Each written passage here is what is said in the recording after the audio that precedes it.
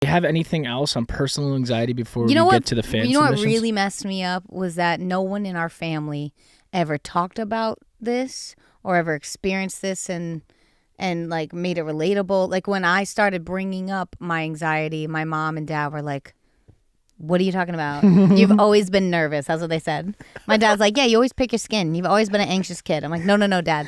I'm dying. Dad, I'm about to die. We should plan my funeral.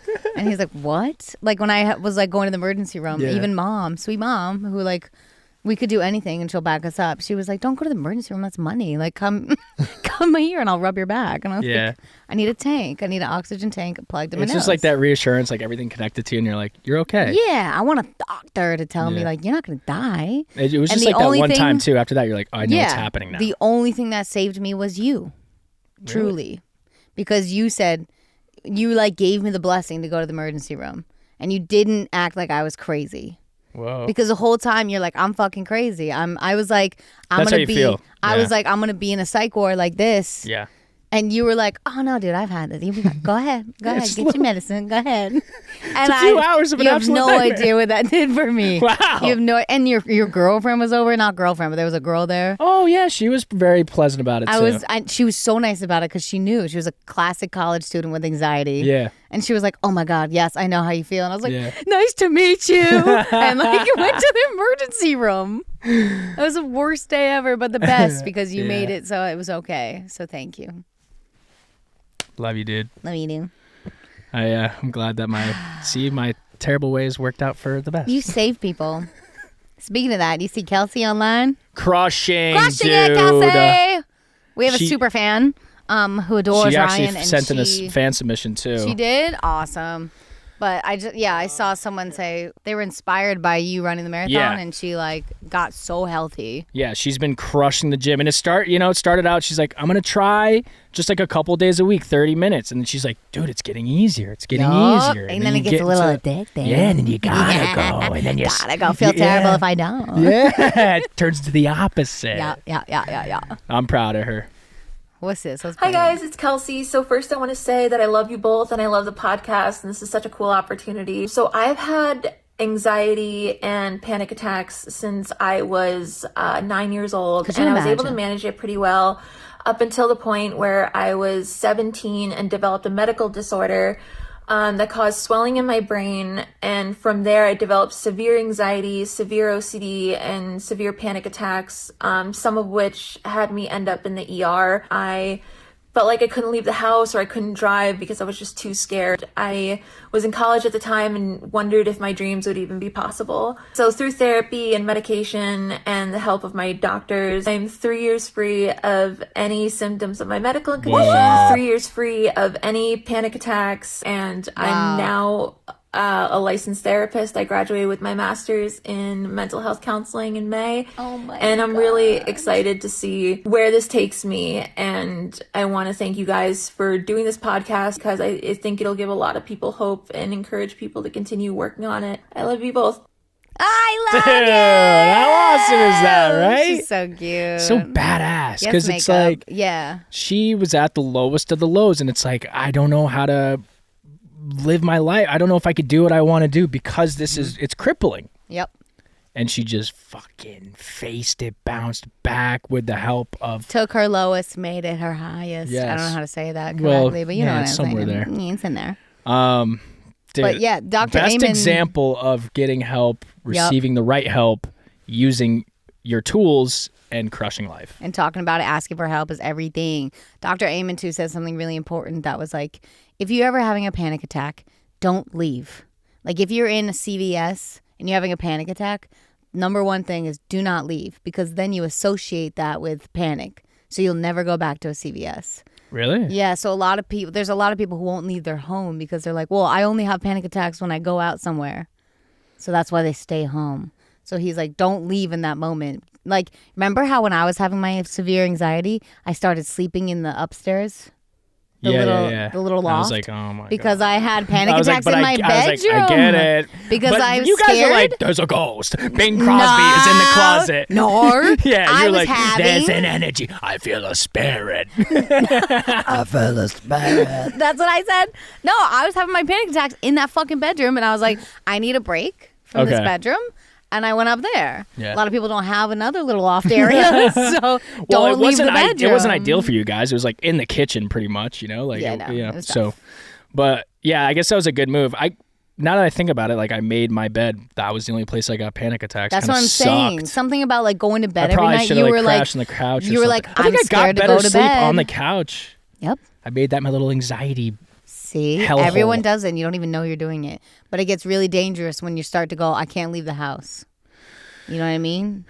Got it. Can't get to that level. So is it like the thing where you're in a CVS and you're freaking out? Do you just go like 5 gum? Yeah, like Gatorade. you have to somehow snap yourself back into it. And he said, there's something with tapping that we need to learn about. It's like EDR or something. EM. Oh, is that the thing with like the rubber bands and Honey Boy?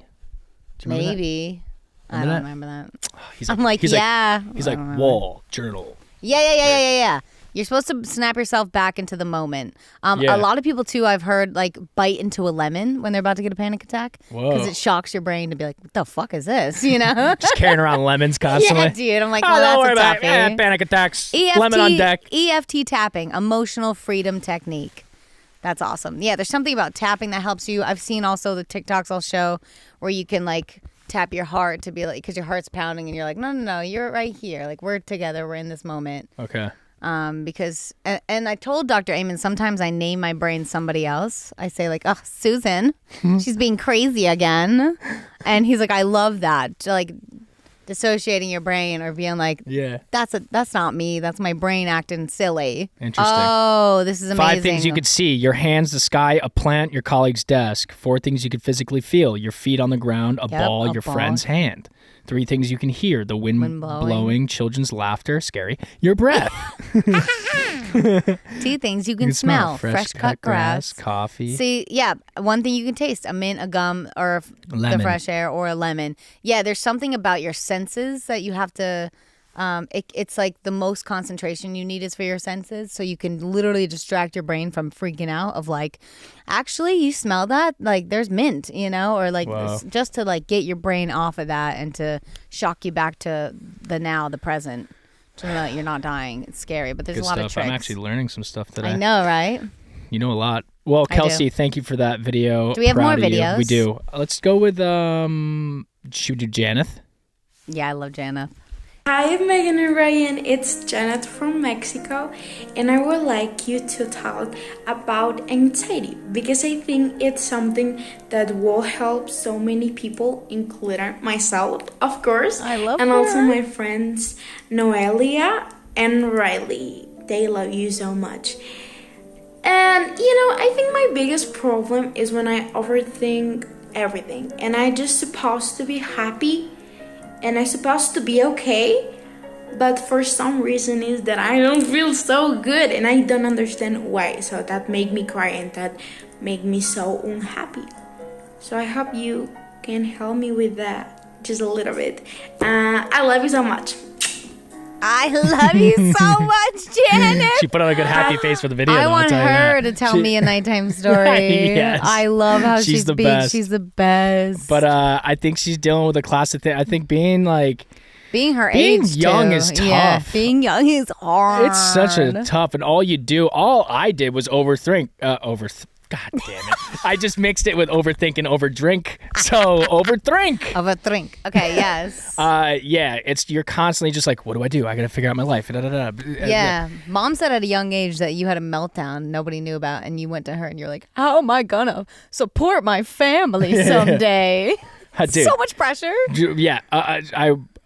For guys too, like there's that old mentality. Like I asked Justin, like, what do you think I'm gonna have, a boy or a girl, when I was pregnant? He's like, well, I hope not a boy. And I was like, why? He's like, it's just a lot of pressure. You gotta like be a man and like be the worker. And I was like, what? That's not how life is anymore. Pretty easy being a guy. It's like so old school, but it's like pretty chill. Drilled in your blood that you're like, I gotta be the working guy. That Yeah, but old times have society changed. ways. Yeah. But I think the trick to all this is like I'm starting to get back to like let's just worry about today. Yeah. You know, I like to plan out my next day the night before, but really it's all about like what's going on right now. Don't be so concerned because then life just fucking flies by. Like I feel like I was so worried about what am I going to do in college. I can't even remember college because I just like got stressed out, drank too much. In the moment, repeat. it's everything. And then like a year later, you're like, who? Yeah, why was I getting so worked up about that? Like, Janeth, you're just young and awesome, and you have that great smile. You're adorable. You made me happy just by hearing you talk, and everything's gonna be okay. Just pay attention to right now. It's the what now. truly matters. Yeah. Yeah. Also, I learned something incredible from my therapist the other day, who I still think you need to meet. See, I'm never going to do it because this is how you do it. I'll get you a different one. I'll get you another therapist. No, it's just you're the Okay, well, most listen to what she said. annoying. Sorry, if I do get a therapist, Sorry. you'll never know about it. That's how this is gonna go down because it's just like okay, so you're Pepe's so like, annoying. and that's on period. You bitch, I can see you. Holy Let's shit! see where you on. Okay, listen, my therapist said something amazing, and she said, what we all want is control. And when we don't have it, that's when we start freaking out. That's when the 5 F's, she said. It's like fight, flight, Interesting. freeze, where we just do nothing about it and we freak out and we don't leave our house. Fawn and fix. And none of these 5 things will work. None of these 5 F's will actually help you in the moment. But what will help you is accepting that you have no control. I think I started doing that. I'm feeling a lot you better. did, because the other day when I was worried about this podcast and I was like, our video is going to be late, blah, blah, blah, and you were like, yeah, but also there's nothing we can do about it. I was so impressed. You were like, I'm just not going to like stress out on a Saturday night about that, you know? And I was like, you right. But the other end of that is like, it should be on time. There's Right. But like, there's a yin and yang. My therapist asked her daughter, she's like, but is this the end of the world? Yeah. When they're like, my paper's wrinkled. She's like, that isn't the end of the world. You have to pick and choose your battles. Yes, exactly. Like, our podcast doesn't come out at 10 a.m. I'm like, it'll come out eventually. I think it was that fucking marathon too. When I see this woman that they actually posted her on their Instagram, I'll have to find it, but she did it in crutches. Her legs. Yeah, you forget all the amazing stories. It's fucking crazy. I forgot all the amazing stories of I've had cancer and beat it, and now I'm running a marathon. Yeah.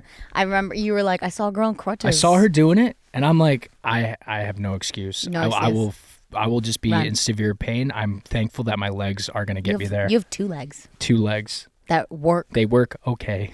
They are. Yeah. No, that's why I started adding like, thank you, body. Thank you to my body. Nice. Thank you to my brain. Thank you to my gifted, creative, weird brain. Love it. Because it's why we're here. I think, there was a moment too, I was getting a little emotional at mile 20 when Mom was texting me voice notes. And she's like, you somehow caught up to JoJo and Ben. You're like only a mile behind. I'm like, oh my God. I'm like, I'm not a piece of shit. You have like a lot of work to do with yourself on knowing that you're not a piece of shit. Yeah. And it's the same with like me, my insecurities of being like, you're ugly or you don't like, or you're not a good singer. Like any negative thoughts I have, I also learned an amazing new trick about that you should do with the piece of shit thing. So Dr. Amy wants me to write out 100, which I can't get. Insane. It's too many. I have like 23 of my most negative thoughts. And then ask each negative thought 5 questions. So let's say your negative thought is you're a piece of shit, right? Sounds like a nightmare. You're a piece of shit, right? That's what you think? Well, that's a negative thought you have. I had, and when here's the first question: is it true? No. Whoa. So the second question is it 100% true? No. Well, it's not true anymore. I think what I was doing was I was like, I'm a piece of shit, and then I kept drinking. I was a piece of shit, and it was like, so piece is of shit, it true? Piece of shit. No. There it is. How do you feel with these thoughts? When you have those thoughts of I'm a piece of shit, how does it make you feel? I guess not good. Not good. How would you feel if you didn't have those thoughts? Feel better. There it is. Now, 5th question, could you flip it opposite and say I am not a piece of shit? I am not a piece of shit. I did do this. That's amazing. Now do that with every negative thought. And when he started asking me, like, one of my negative thoughts was like, I feel like I have to fix my whole family. And he's like, well, do you have to? I was like, well, technically, no. Yeah. And how would you feel without it? I was like, probably relaxed. And he's like, now could you say I don't have to fix my family? I was like, I don't have to fix my family. And I started laughing because I'm like, God, my thoughts are ridiculous. It is a quick turnaround, and we do have a lot of negative thoughts. So many.